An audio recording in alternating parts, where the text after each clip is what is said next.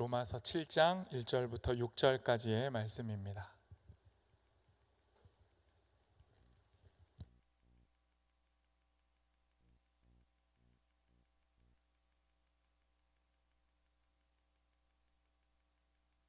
저 여러분이 한 절씩 교독하고 마지막 절 함께 읽도록 하겠습니다. 제가 먼저 하나님 말씀 읽습니다. 형제들아, 내가 법 아는 자들에게 말하노니 너희는 그 법이 사람이 살 동안만 그를 주관하는 줄 알지 못하느냐?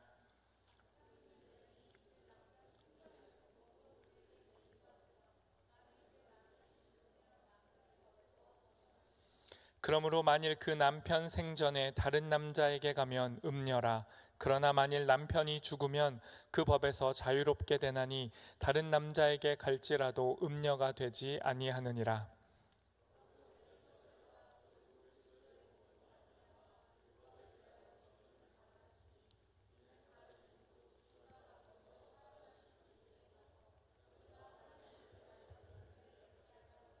우리가 육신에 있을 때에는 율법으로 말미암는 죄의 정욕이 우리 지체 중에 역사하여 우리로 사망을 위하여 열매를 맺게 하였더니 이제는 우리가 얽매였던 것에 대하여 죽었으므로 율법에서 벗어났으니 이러므로 우리가 영의 새로운 것으로 섬길 것이요 율법 조문에 묵은 것으로 아니할지니라. 아멘. 오늘 설교는요, 율법의 한계와 그 한계를 넘어설 수 있는 방법에 관한 말씀입니다. 이 율법을 말하려고 하니까요, 어렵더라고요. 이미 로마서를 우리가 살펴보면서 율법 이야기를 해왔는데 쉽지 않았습니다. 여러분 잘 정리가 되어 계시나요? 이 율법이 뭐다?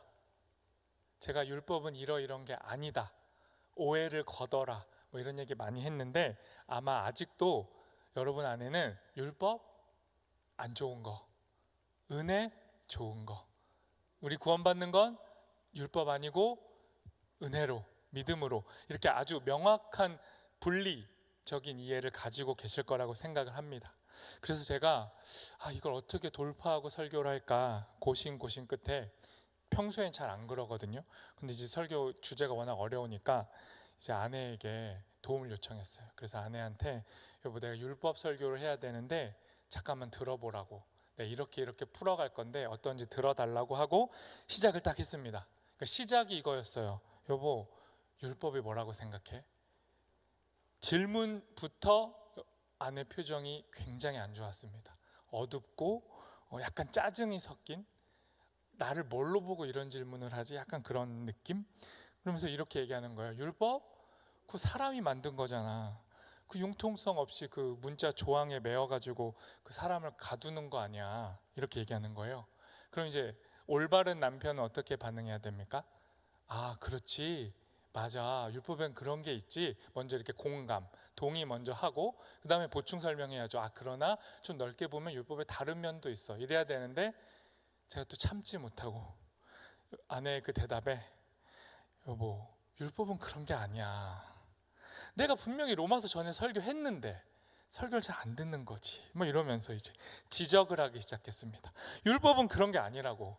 율법은 하나님이 주신 거야. 하나님이 주신 거라고. 사람이 만든 면도 있지. 근데 하나님이 주신 것에 사람이 덧붙이면서 나아간 거지. 우리 인생에 불필요한 뭐 짐이나 이런 부담 덩어리가 아니라고. 이렇게 딱 이제 한순간 이제 대화가 끝났습니다.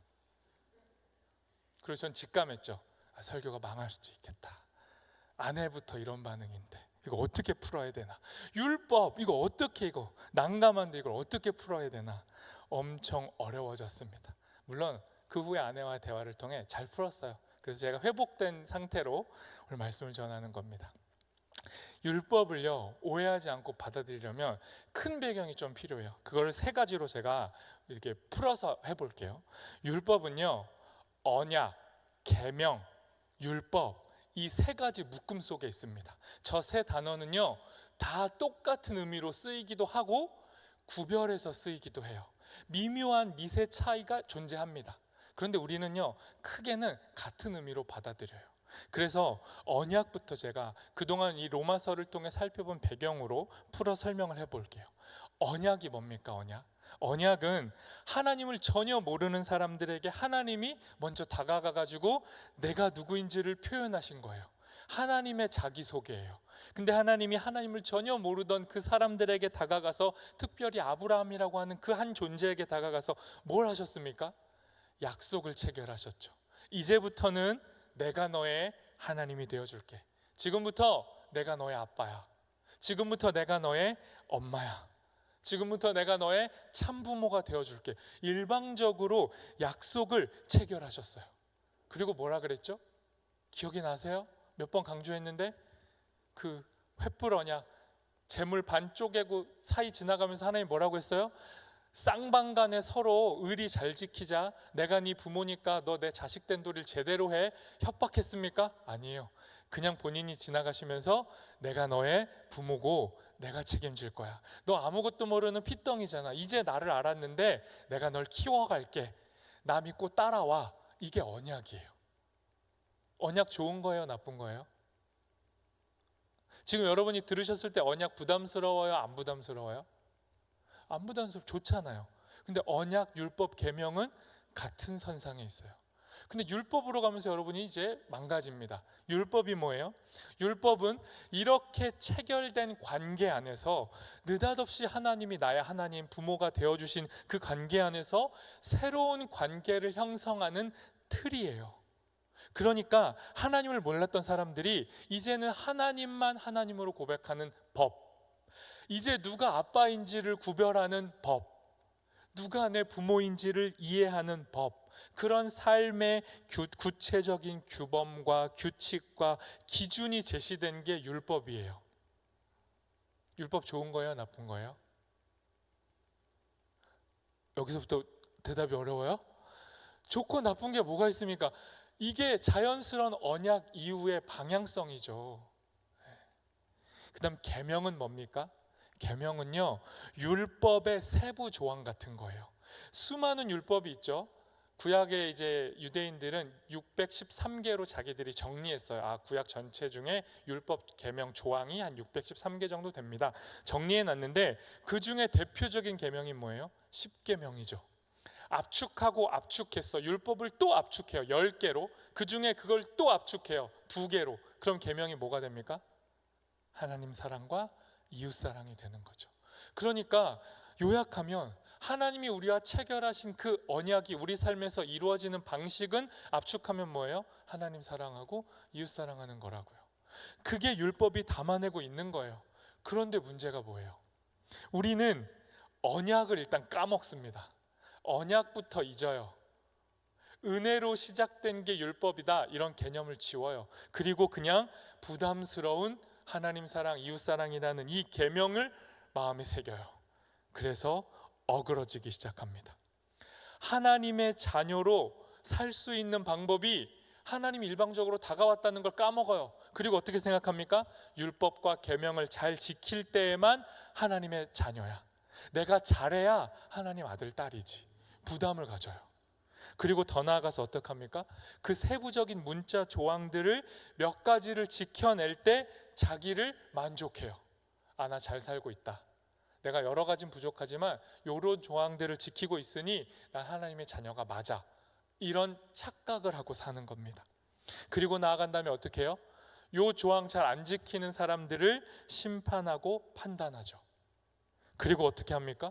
더 나아가면 나 예수 믿잖아. 그러니까 이런 세부 율법 조항 안 지켜도 돼.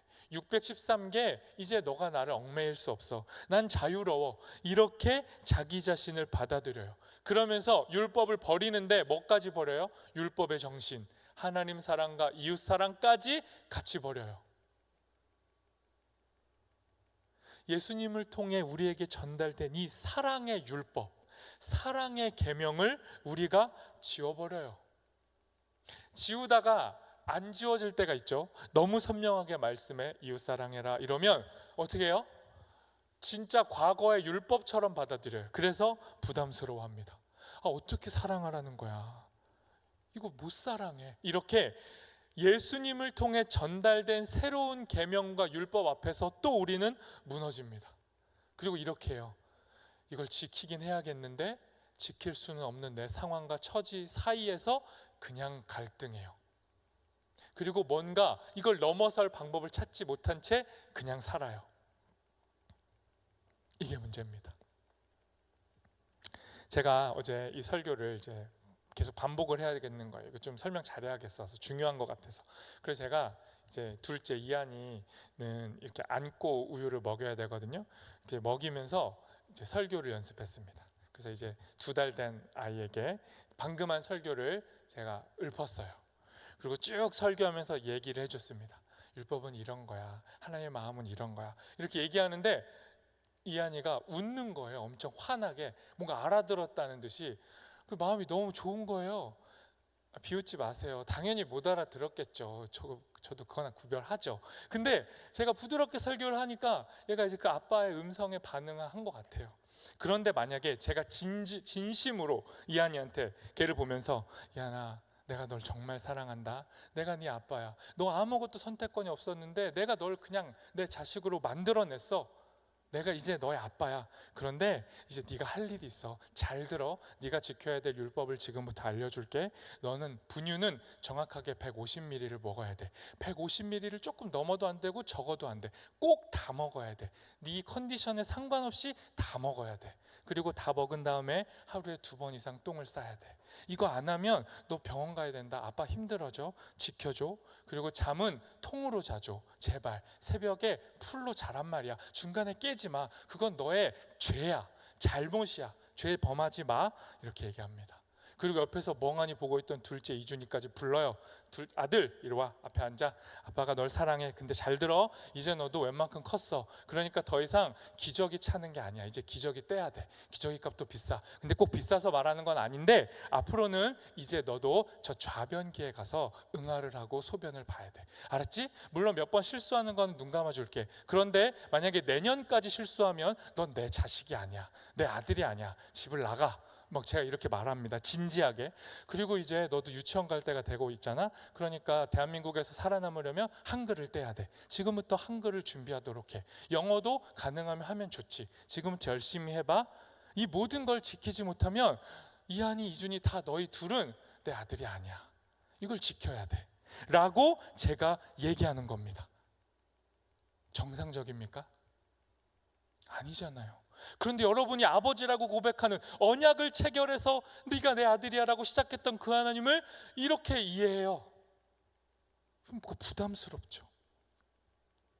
자기 자신을 창조하신 그 하나님, 우리를 만드신 그 하나님이 누군지도 모르고 여기저기 끌려다니고 이상한 신들을 섬기다가, 하나님이 그 낯선 존재들에게 다가가셔서 최초에 하셨던 말이 뭐냐고요?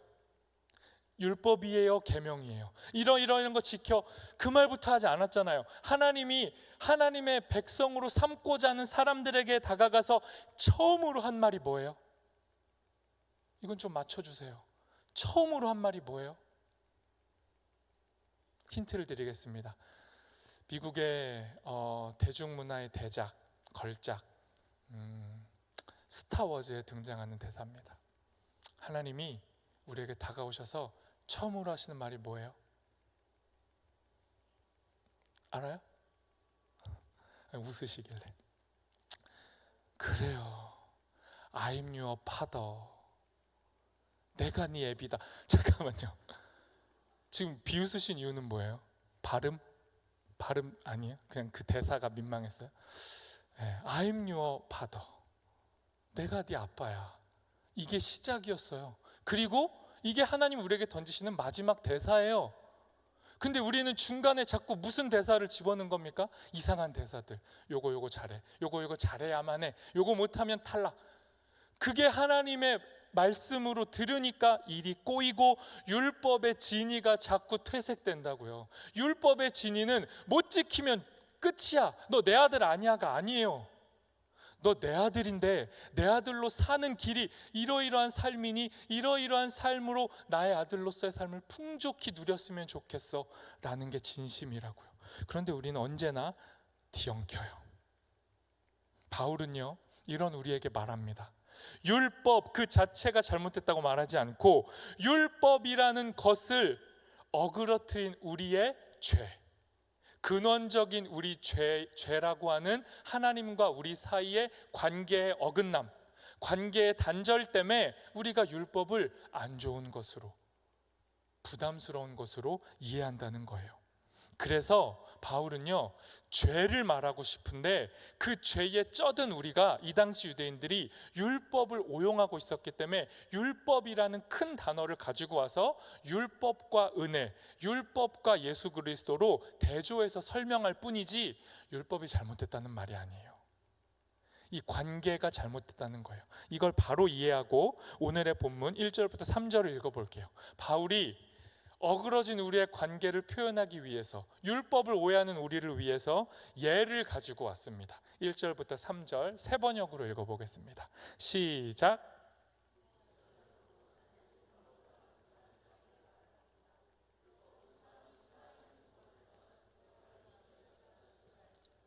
결혼한 여자는 그 남편이 살아있는 동안에는 법으로 남편에게 매여 있으나 남편이 죽으면 남편의 법에서 풀려납니다. 그러므로 남편이 살아있는 동안에 그 여자가 다른 남자에게로 가면 그 여자는 간음한 여자라는 말을 듣게 됩니다. 그러나 남편이 죽으면 그 법에서 해방되는 것이므로 다른 남편에게 갈지라도 간음한 여자가 되지 않습니다. 여러분, 이 예와 와닿으세요? 제가 그 아내한테 이거 설교 처음 시도할 때 그 처음에 퇴짜 맞은 다음에 굽히지 않고 계속 말하다가 바울도 이런 예를 들었어, 결혼 예인데 들어봐, 딱 하는 순간 또 퇴짜 맞았습니다.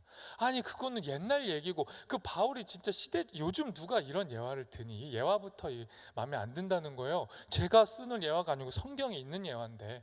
그래서 제가 또 굉장히 당황했지만, 바울이 결혼이라는 이 비유를 하필 가져온 이유가 뭐겠습니까? 율법이 그만큼 어려운 거예요. 율법이라는 것의 관계가 틀어지면, 율법을 오해한 관계가 되면 결혼 생활만큼 힘들다는 거예요. 바울은 결혼도 안 한 남자인데 바울이 알았던 것 같아요. 결혼이 얼마나 힘든 건지. 너무 잘 알아서 결혼을 안 한 건지 그건 뭐 알 수가 없습니다. 그런데 바울은 알았던 거예요, 결혼의 고통을. 근데 결혼이 그냥 고통이 아니에요. 결혼이 고통스러워지는 이유가 있습니다. 원리가 있어요. 그게 뭐냐면, 우리 표를 한번 띄워주실 수 있을까요? 다음, 네, 이런 겁니다. 율법을 법으로 말한다면 결혼도 법이에요. 그런데 어떤 법입니까? 남편과 아내가 연결되는 거예요. 전혀 달랐던 두 존재가 하나가 됐어요. 예수 믿는 사람들은 결혼할 때 뭐라고 하고 결혼합니까? 이제 성경 앞에서, 하나님 앞에서 하나가 될 것을 다짐합니다. 우리 둘을 끊어낼 건 아무것도 없습니다. 이런 말 하잖아요. 이혼 불가, 이런 거 선언하고 하는 거예요, 결혼할 때. 물론 그렇게 선언하고도 이혼을 하는 경우도 있고, 또 이혼을 할 수밖에 없는 아픈 사정도 있지만, 원리 원칙은 뭡니까?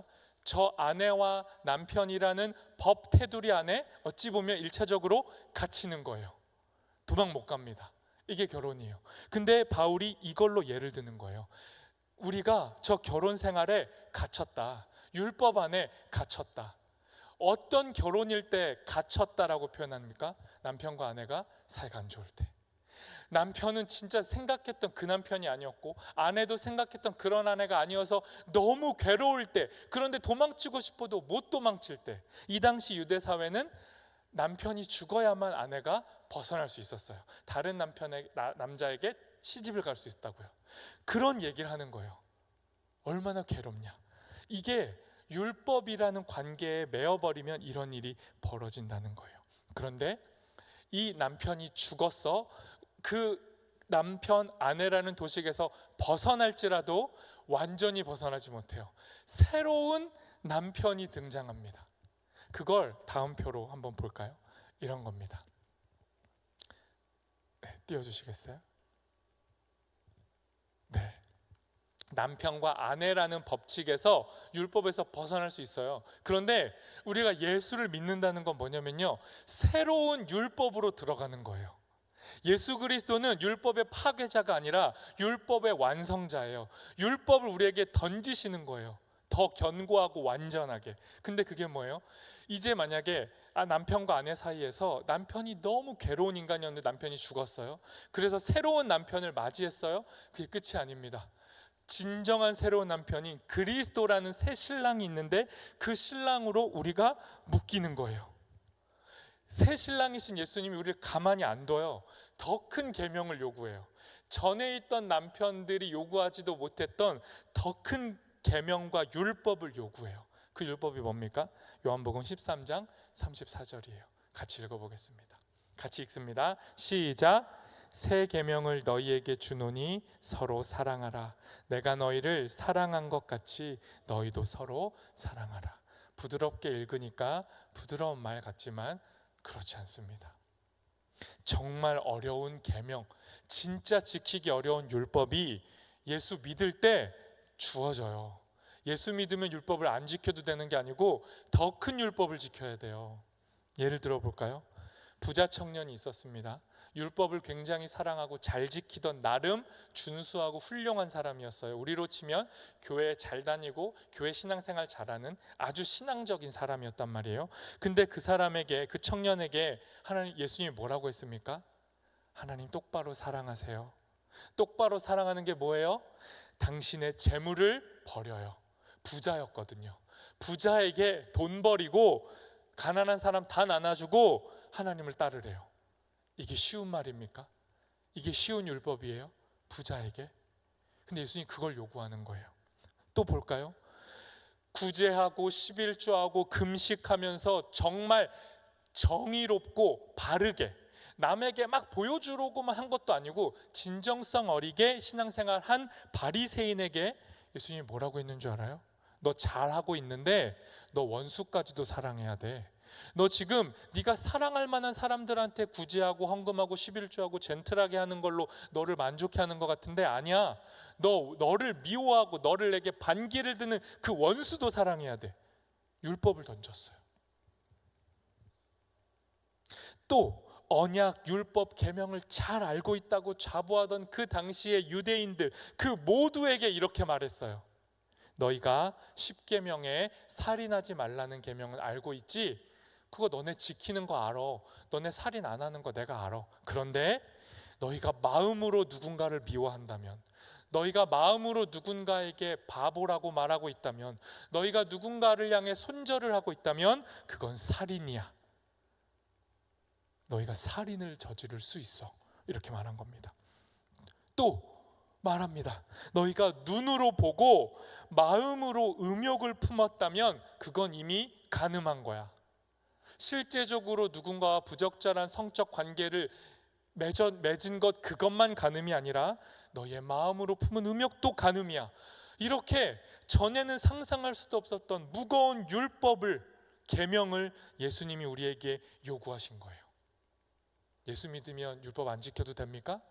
그런 도식은 우리가 어긋나게 갖고 있던 도식이라고요.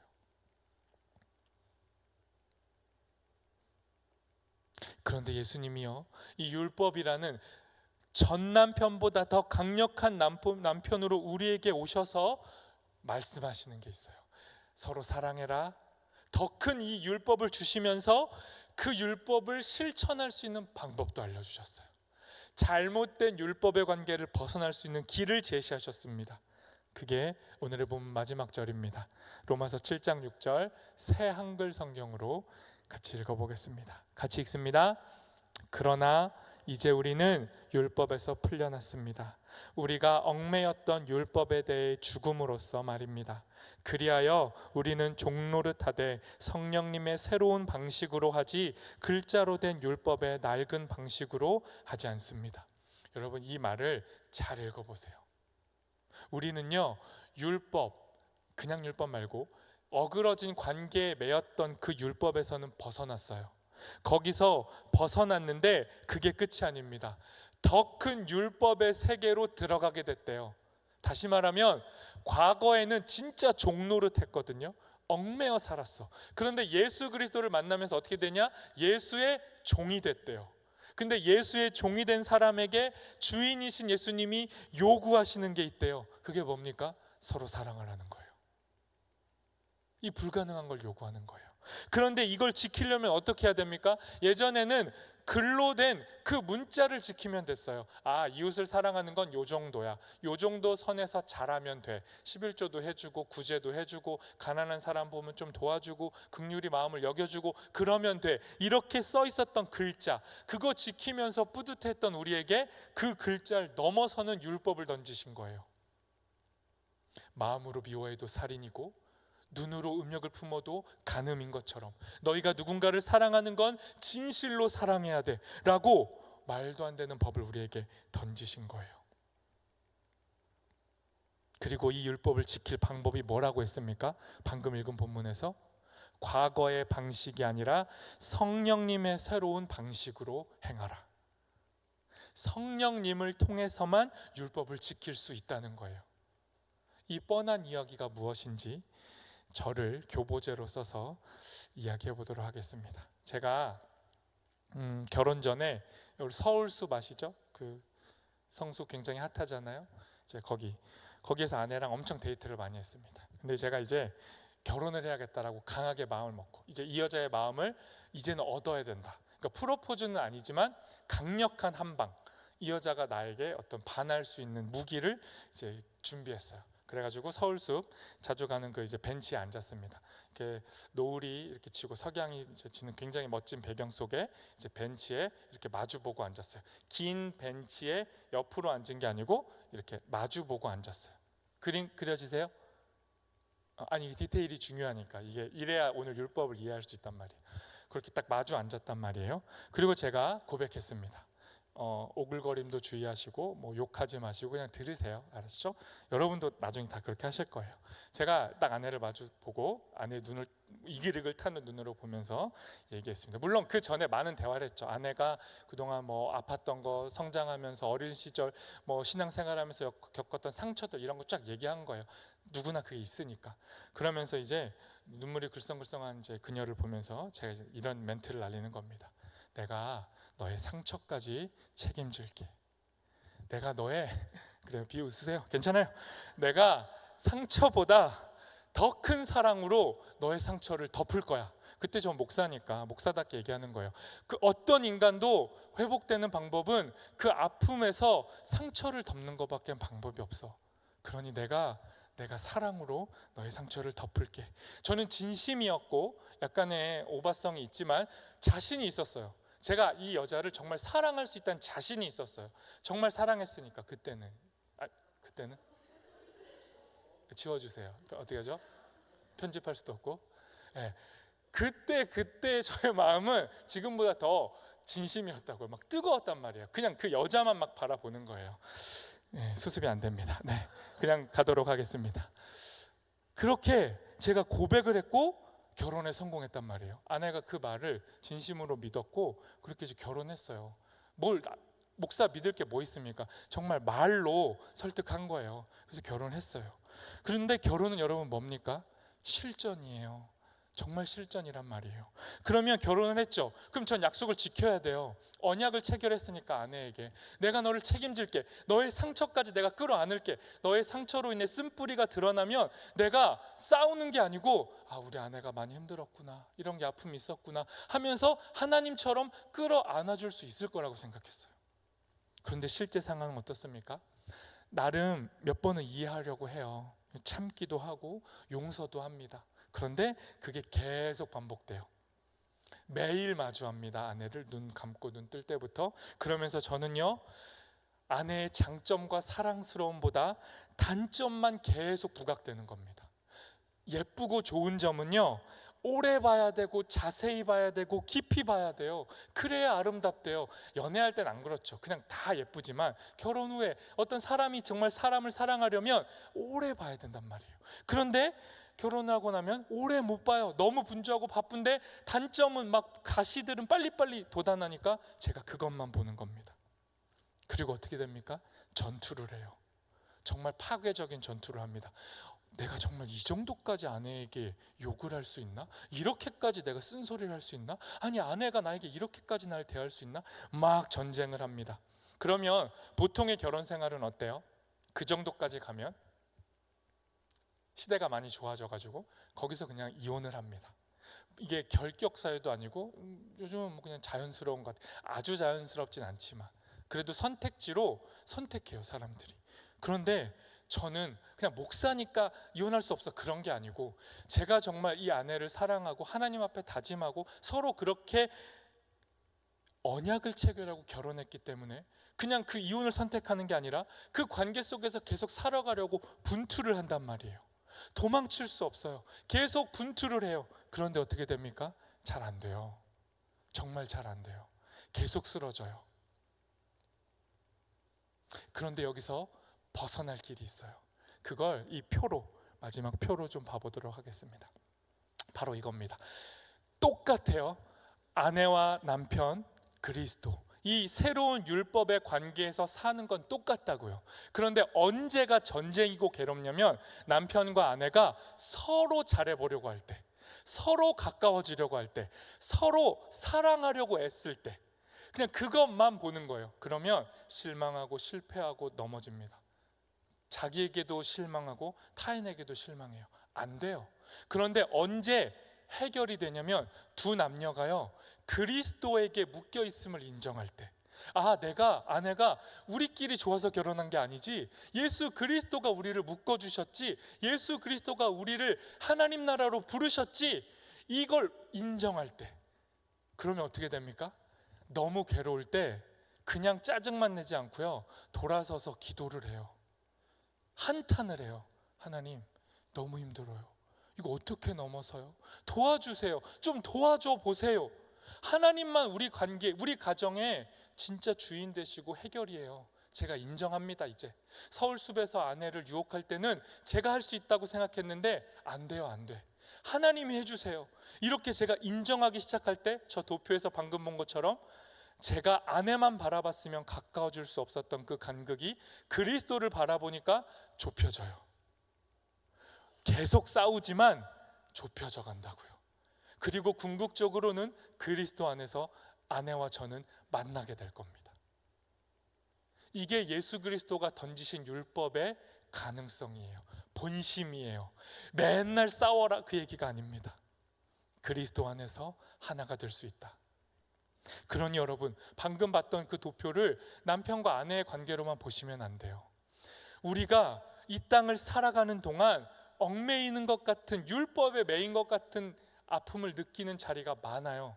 인간관계, 나와 너, 이 사이에서도 해결 못하죠. 더 키워볼까요? 교회와 사회, 국가라는, 사회라는 이 거대한 공동체 안에서 우리 한계를 느껴요. 잘해보려고 하고 친절을 베풀고 나름 잘 살아보려고 하지만 그것만으로는 해결되지 않아요. 결국 우리는 우리의 바닥을 보게 됩니다. 그러나 바닥을 보는 게 은혜예요. 그리스도와의 율법 관계 안에서 우리 힘으로는 안 된다는 걸 뼈저리게 느끼는 게 은혜라고요. 그 자리에서 그리스도를 의지하게 되니까 거기에 희망이 있어요. 마치 베드로 같은 겁니다. 우리가 율법을 이렇게 말해요. 율법이 왜 좋냐? 우리의 죄됨을 비춰주니까. 이걸 베드로가 경험했어요. 베드로가 예수님 처음 만났을 때 예수님이 열심히 어부인 베드로가 노력해도 물고기 못 잡았는데 예수님이 포인트는 여기야, 여기다가 그물 쳐 했더니 153마리 잡혔잖아요. 이 기적 경험한 다음에 베드로가 뭐라고 했습니까? 예수님 앞에 가서 뭐라고 했어요? 당신은 능력자입니다. 기적을 베푸시는 하나님이시네요. 제 인생에 이제 도움이 되어주세요. 제가 어디로 살아야 갈지 말씀해 주세요. 저에게 힘이 되어주세요. 이런 거 안 했습니다. 이런 반응은 우리가 하는 반응이죠. 베드로는 어떻게 했습니까? 예수님, 당신은 거대한 분입니다. 저를 떠나십시오. 저는 당신을 감당할 수 없는 작은 자입니다. 이제 당신 앞에서 저를 알겠습니다. 저는 작은 자입니다. 저는 죄인입니다. 제가 아무리 수고하고 노력해도 153마리 걷어 올릴 수 없는 자입니다. 제 인생의 열매 제 힘으로 못 맺습니다. 당신만이 열매의 근원이심을 알게 되었습니다. 베드로가 이렇게 고백했다고요. 진짜 복음 앞에 서는 것, 진짜 율법을 마주한다는 건 부담스러움이 아니에요. 내가 누구인지를 깨닫게 되는 거예요. 내가 아무리 애쓰고 노력해도 내 결실을 내가 맺을 수 없다. 내가 아무리 노력해도 아내와 화해할 수 없다. 우리가 아무리 노력해도 나와 너의 사이는 좁혀지지 않는다. 우리가 아무리 노력해도 교회와 사회의 어그러짐은 해결되지 않는다. 국가와 국가 간의 아픔도 이기심도 해결할 수 없다.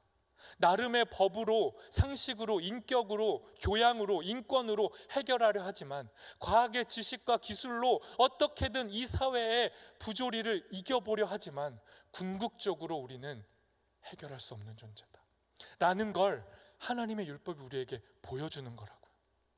그렇게 등장하신 그 예수 그리스도, I'm your father라고 하시는 그 아버지 앞에 우리의 반응이 뭡니까? 율법 잘 지킬게요, 그래도 또 노력할게요. 그게 아닙니다. 제가 할 수 없어요. 하나님 도와주세요.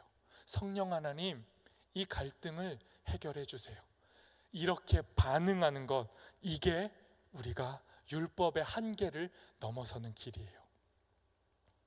저와 여러분이 율법에 매여 사는 게 아니라, 율법의 부담만 갖고 사는 게 아니라 율법을 넘어섰으면 좋겠습니다. 그 방법은 딱 하나입니다. 율법을 지키려고 애쓰면서, 율법을 지키려고 애쓰면서 안 지키면서가 아닙니다. 서로 사랑하려고 계속 분투하면서, 계속해서 실패의 자리로 다가가면서, 또 도전하면서, 또 얻어맞으면서, 또 넘어지면서, 그렇게 자괴감을 느끼는 그 자리를 반복하는 거예요. 그러면서 동시에 그 자리에서 그리스도에게 도움을 요청하는 겁니다. 성령 하나님 도와주십시오. 도와주십시오. 도와주십시오. 그렇게 아름다운 율법의 삼각형을 이루어갈 때 우리는 서로 사랑할 수 있습니다. 진실로 하나님과 가까워질 수 있어요. 서로가 서로와 가까워질 수 있습니다. 이 율법의 한계를 넘어서는 이 비결, 이 원리 가슴에 새기시고 이 말씀에 순종하며 오늘도 또 한 번 도전하고 또 한 번 넘어지고 또 하나님께 매달리는 우리 되기를 소망합니다. 이 시간 말씀을 기억하면서 우리 잠깐 기도하겠습니다. 여러분, 기도하실 때 우리는 그동안 어떻게 하나님 말씀에 반응했는지 좀 돌아봤으면 좋겠습니다. 우리는 정말로 예수 그리스도를 은혜로, 감사로, 나의 참 하나님으로 받아들였는지, 아니면 예수 믿고 난 다음에 우리가 행해야 될 수많은 아름다운 행실을 부담으로 여기지는 않았는지, 그리고 부담을 넘어서서 아예 실천하지 않고 살지는 않았는지, 이거 다 못해도 돼, 그래도 예수 믿으니까 난 구원받아 라는 이상한 도식으로 우리의 삶을 살아가고 있지는 않았는지, 우리 삶을 돌아보시고 이 시간 결단했으면 좋겠습니다. 하나님, 예수 그리스도가 우리에게 던져주신 계명, 원수까지 사랑하라, 서로 사랑하라, 끝까지 사랑하라, 이 계명에 매이겠습니다. 이 계명을 벗어나지 않겠습니다. 철저하게 하나님 말씀의 종이 되겠습니다. 율법의 노예가 되겠습니다. 그러니 하나님, 이 말씀대로 살려고 분투하는 우리의 삶에 찾아와 주십시오. 서로 사랑할 수 없는 존재라는 게 드러날 때마다, 좌절할 때마다, 더 미워질 때마다, 그때마다 우리에게 하나님이 계심을, 하나님이 우리 율법의 완성자가 되심을 깨닫게 해주십시오. 그래서 또 다시 일어나 걸어가게 해주십시오. 우리를 율법을 지켜내는 자들로, 율법으로 하나님을 알아가는 자들로, 참된 하나님의 사랑의 계명에 매이는 자들로 살아갈 수 있도록 은혜 허락하여 주십시오. 함께 기도하겠습니다.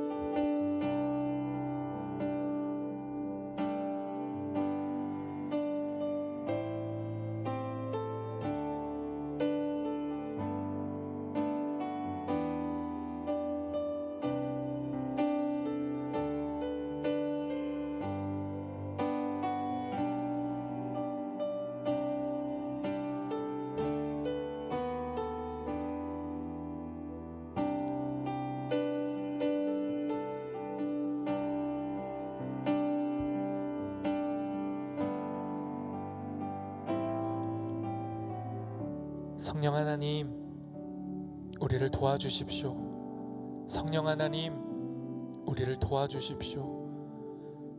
사랑의 계명 앞에, 사랑의 율법 앞에 우리는 무능합니다. 우리는 원수 사랑은커녕 지금 내 옆에 있는 형제 자매조차 사랑할 수 없습니다. 사랑하려고 하면 자꾸 미끄러집니다. 자꾸만 넘어집니다. 사랑하는 줄 알았는데 뒤돌아서니 오해고 착각이었을 때가 너무 많습니다. 사랑을 하려다가 실패하면 분노가 올라와서 오히려 그를 미워합니다. 그를 미워하니 그를 살인하게 됩니다. 이 악순환에 빠져 사는 우리를 향해 성령 하나님 도와주십시오. 오셔서 이 한계 속에 벗어날 수 있는 유일한 생명이 되시는 예수 그리스도 의지하게 하시고 붙잡게 하시고, 그렇게 그리스도를 향해 우리의 마음을 드리고 우리의 연약함을 내어드릴 때 그리스도와 점점 가까워지게 하시고, 서로가 서로에게 더 가까워지게 하시고, 결국에는 원수까지도 사랑하며 그리스도의 사랑으로 품어내는 놀라운 하나님의 백성이 될 수 있도록 우리 삶 가운데 은혜 허락하여 주십시오. 날마다 찾아와 주십시오. 날마다 주님을 찾는 우리가 되게 하여 주십시오. 예수님의 이름으로 기도합니다. 아멘.